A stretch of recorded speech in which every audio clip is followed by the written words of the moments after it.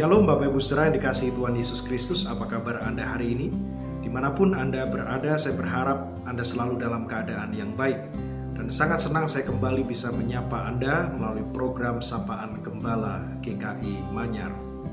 Saudara yang dikasihi Tuhan, bacaan kita hari ini dari Lukas pasal 9 ayat 1 sampai ayat yang ke-6 sebenarnya mau mengajak kita untuk merenungkan satu pertanyaan yang paling mendasar di dalam kehidupan kita sebagai orang percaya. Pertanyaan itu adalah apa yang sebenarnya menjadi tujuan hidup dari manusia Kristen? Atau dengan kata lain, apa yang selama ini kita pandang sebagai keutamaan di dalam hidup kita?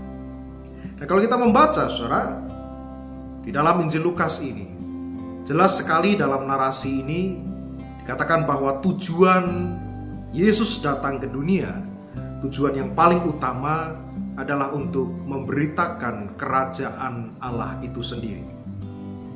Dan betapa jelasnya tujuan Yesus ini, sehingga kemudian dikatakan bahwa dia mengutus ke-12 muridnya untuk memberitakan kerajaan Allah.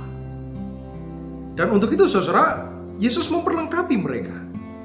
Yesus memperlengkapi para murid ini dengan kuasa.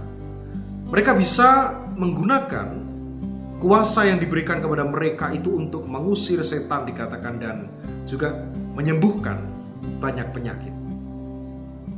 Saudara, inti dari bacaan kita hari ini adalah bahwa Yesus mengingatkan para murid agar mereka tidak salah fokus dan salah melihat tujuan atau keutamaan yang paling utama di dalam kehidupan mereka. Dan hal ini nampak ketika Yesus berpesan bahwa apa yang Tuhan berikan kepada mereka, yakni kuasa dari Allah, itu sudah lebih dari cukup sebetulnya.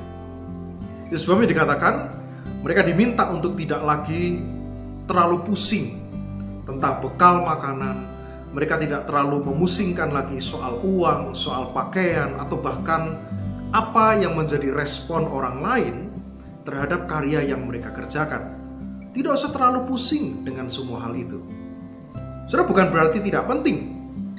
Makanan, bekal, uang, pakaian, pendapat orang lain memang dibutuhkan di dalam kehidupan kita.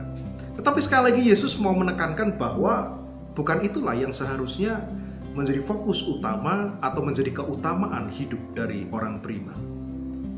Dan dikatakan bahwa para murid pun pergi melaksanakan apa yang Yesus perintahkan itu dengan kuasa yang diberikan Tuhan kepada mereka. Saudara dikasih Tuhan, Allah menciptakan kita untuk sebuah tujuan, yaitu memberitakan rahmat Tuhan kepada dunia. Memberitakan kabar baik dari Allah kepada dunia ini. Dan tentu kita diundang untuk selalu di dalam kehidupan kita berfokus pada tujuan dan keutamaan hidup atau panggilan hidup beriman ini. Tentulah hal-hal lain yang menunjang kita untuk mencapai tujuan itu seperti dikatakan oleh Yesus sendiri. Yang namanya makanan, yang namanya uang, perbekalan, dan pakaian itu penting. Tapi sekali lagi hal itu tidak pernah boleh memudarkan orientasi utama atau fokus utama dari kehidupan kita. Kita tidak boleh terlena dengan semua itu.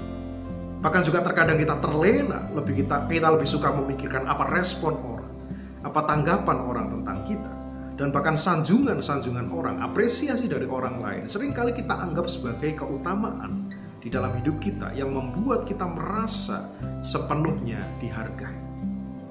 Tapi saudara, fokus setiap orang percaya adalah pada bagaimana Injil Kerajaan Allah itu bisa diberitakan lewat berbagai profesi yang kita jalani.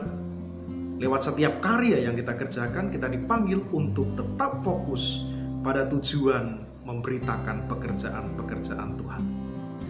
Di dalam setiap pekerjaan kita, perbuatan kita, perkataan kita, melalui hidup kita dengan segala keutuhannya, kita diundang untuk berfokus pada tujuan ini.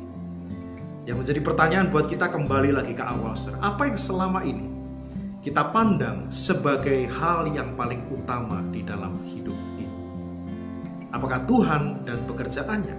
Atau seringkali kita masih terdistraksi dengan berbagai macam hal yang Tuhan titipkan kepada kita, justru untuk menunjang kita agar kita selalu berfokus pada tujuan utama kita. Selamat merenungkan dan selamat mencari. Salam.